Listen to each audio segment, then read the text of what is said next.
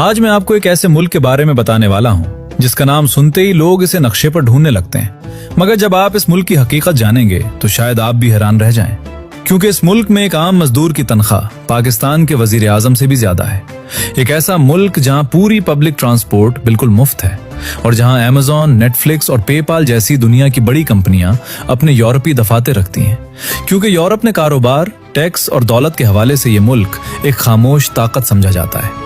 ये मुल्क है लग्जमबर्ग, जहां सस्ती रिहाइश हासिल करने के ऐसे आसान तरीके भी मौजूद हैं जिनके बारे में बहुत कम लोग जानते हैं। वीजा, नौकरी, तनख्वाह, अखराजात, कवानीन और सबसे बढ़कर पाकिस्तानियों के लिए मौजूद वो मौके जो अभी खुले हुए हैं, ये सब आज आप जानने वाले हैं। और आखिर में हम आपको कुछ ऐसे हकायक भी बताएंगे जो शायद आपका मुस्तकबिल बदल दें। दोस्तों, लग्जमबर्ग यूरोप के बिल्कुल दिल में बसा हुआ एक छोटा सा मगर इंतहाई ताकतवर मुल्क है।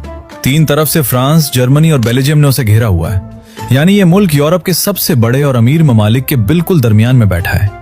रकबा सिर्फ 2600 मुरब्बा किलोमीटर है, इस्लामाबाद के जिले से भी छोटा। आबादी सिर्फ 6,50,000 के करीब है, यानी लाहौर के एक बड़े मोहल्ले जितनी। मगर इस छोटे से मुल्क की फीकस आमदनी दुनिया में सबसे ज्यादा है, तकरीबन $1,20,000 सालाना फी शख्स। अमेरिका पीछे है, जर्मनी पीछे है, बर्तानिया पीछे है, लेकिन लग्जमबर्ग सबसे आगे है। और ये बात सुनकर जो सवाल जहन में आता है वो ये है कि इतना छोटा मुल्क इतना अमीर कैसे बना। यही सबसे दिलचस्प कहानी है। 20वीं सदी के शुरू में लग्जमबर्ग की सारी मईशत फौलाद यानी स्टील पर चलती थी। यूरोप भर में जो इमारतें, पुल और रेलवे बनी, उनमें लग्जमबर्ग का फौलाद लगा। फिर जब दुनिया बदली, फौलाद का दौर खत्म हुआ, तो लग्जमबर्ग ने वो किया जो बहुत कम मुल्क कर पाते हैं। उसने अपने आप को मुकम्मल तौर पर बदल लिया।